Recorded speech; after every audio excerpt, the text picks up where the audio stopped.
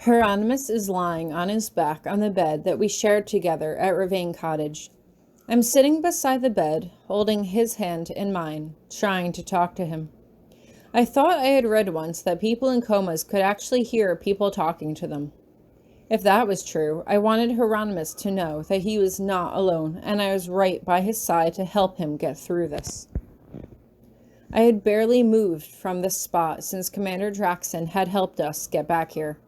I had sent a letter to Melodia to thank her for her aid and to ask her if she knew of any elixir that could help awaken him, but I had yet to hear from her. Virginia, Minnie, and Jacob scoured Ravane's library for books on how to awaken him, on ways that we might be able to reach out to him. There had to be something. As Aloysius had said, no magic was made to be permanent, and Commander Draxon said that people had been able to wake up before. I had no idea how long Hieronymous had been like this for, but he was strong, and more than that, he loved me. He wouldn't leave me alone. He would fight his way back to me. Okay, I think we found something, Minnie says as she enters the room. Virginia is following along behind her.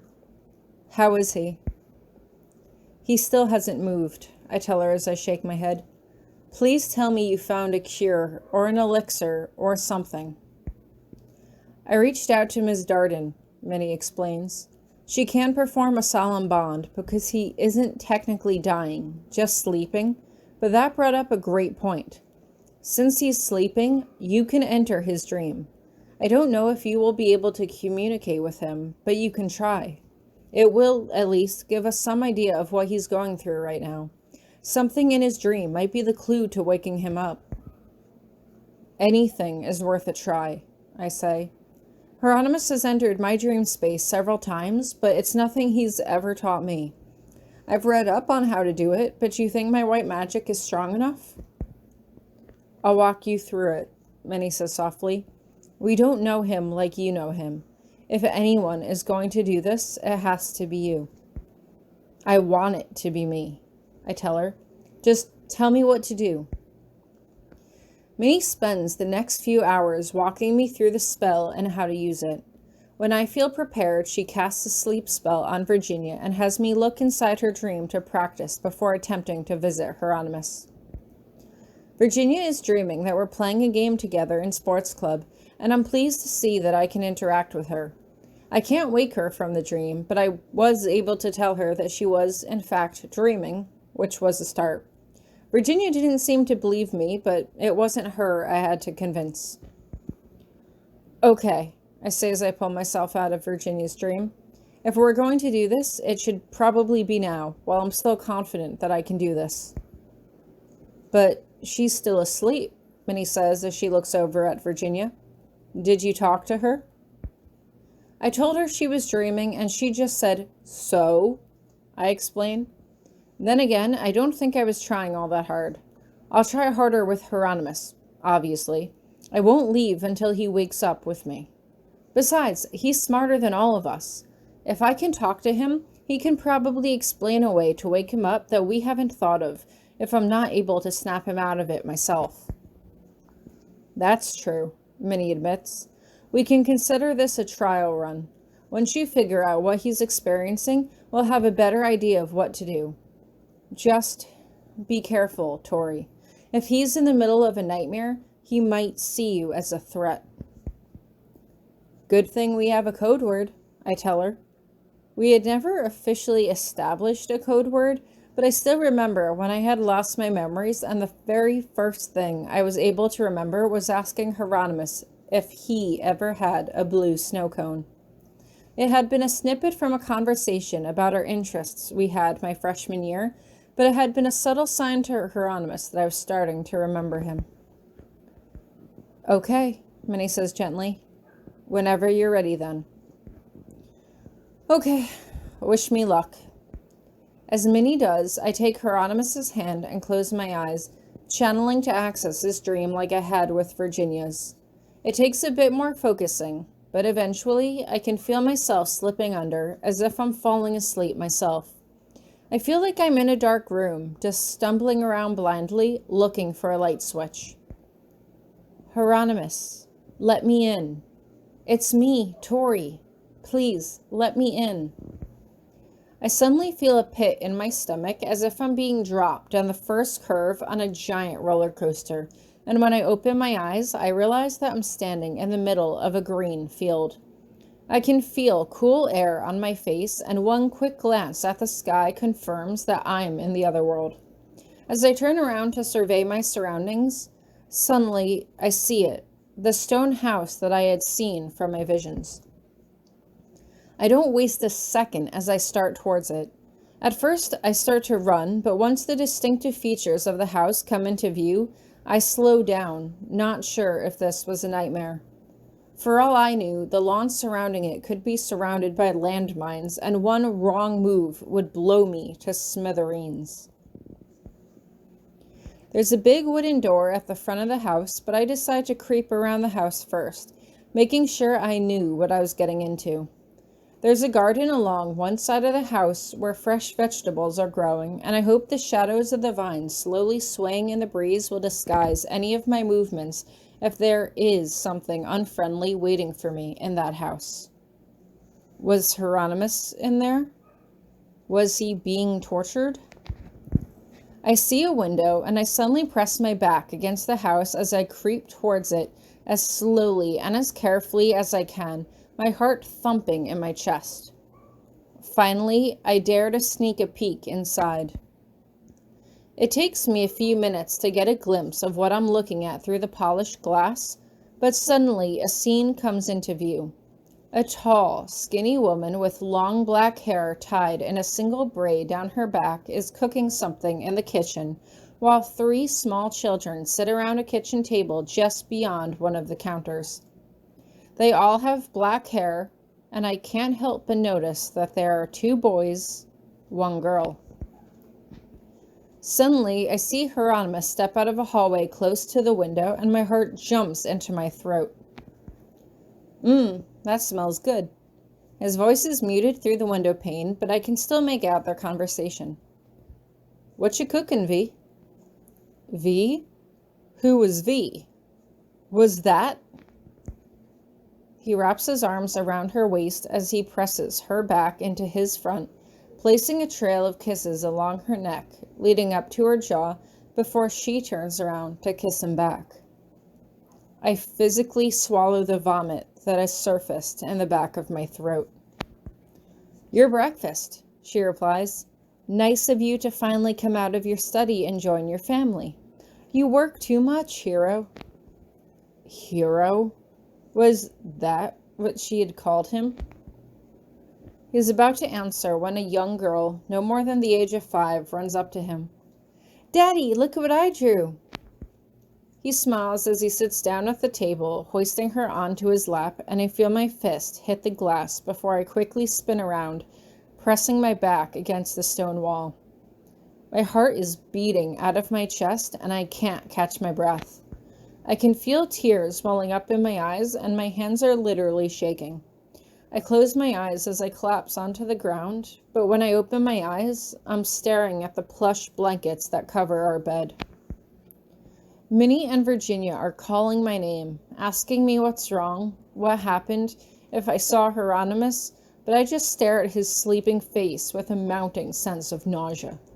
I can feel tears dripping down my face as my lower lip trembles, and I realize I literally don't have the words to explain what I had just seen. It felt like such a betrayal, and yet, was that his fault?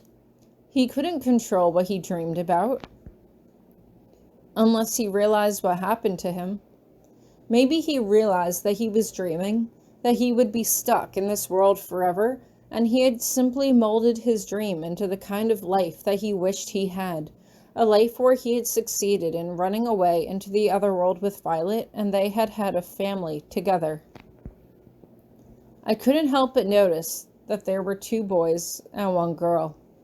I had told him when we last talked about having children that I wanted to have 3 children with him.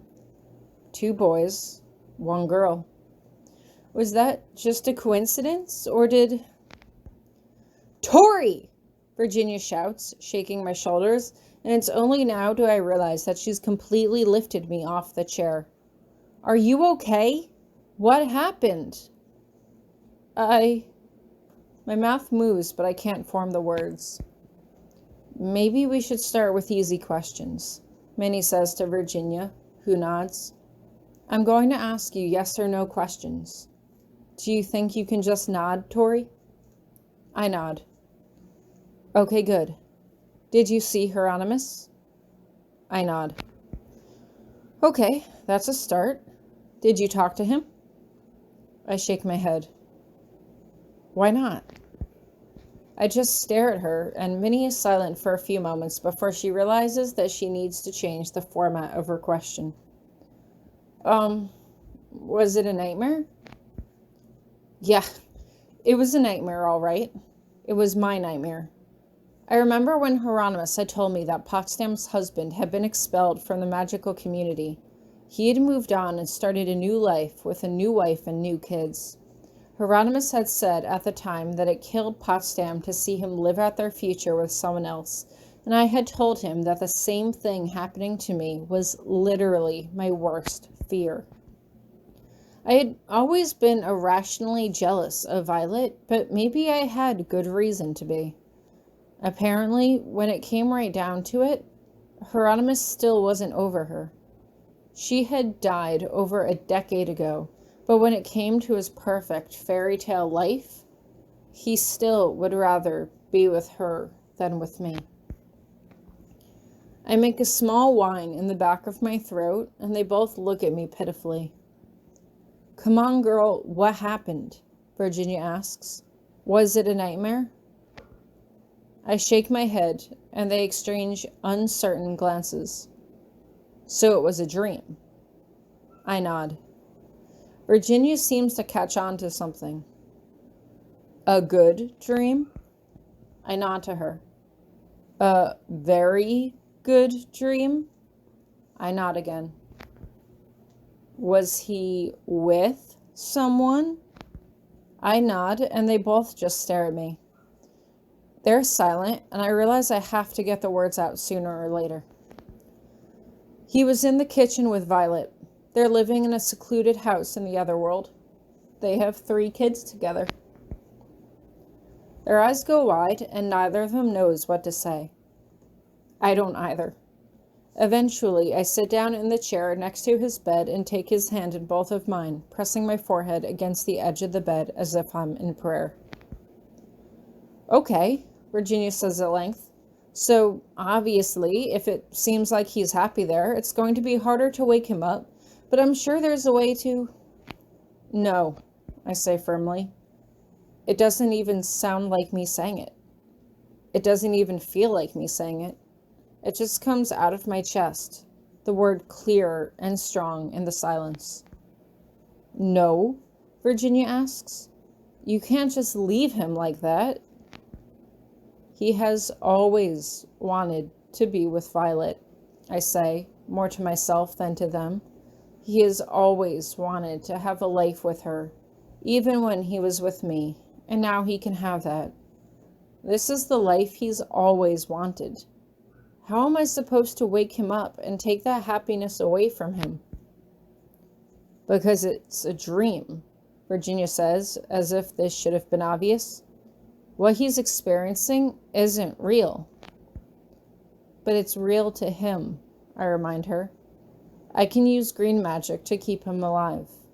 I can take care of him. I can speak to Melodia and learn how to be a Viscountess. I can run the estate on my own. And maybe one day, Hieronymous will realize that he misses me. Maybe he'll decide that he does want to be with me again, and then he'll wake up. My voice is breaking, but I don't even care. Tori, Virginia says softly, we all know how much you care about him. If you really love him as much as you say you do, then you need to figure out a way to wake him up. I just shake my head. I love him so much that I want him to be happy, even if it's not with me. And right now he's happy. He hated being a Viscount. He hated our petty fights and the fact that I kept so many secrets from him, especially last year. This way, he doesn't have to deal with any of that. He doesn't have to be a noble. He doesn't have to worry about any petty drama. He can have the perfect family life he's always wanted.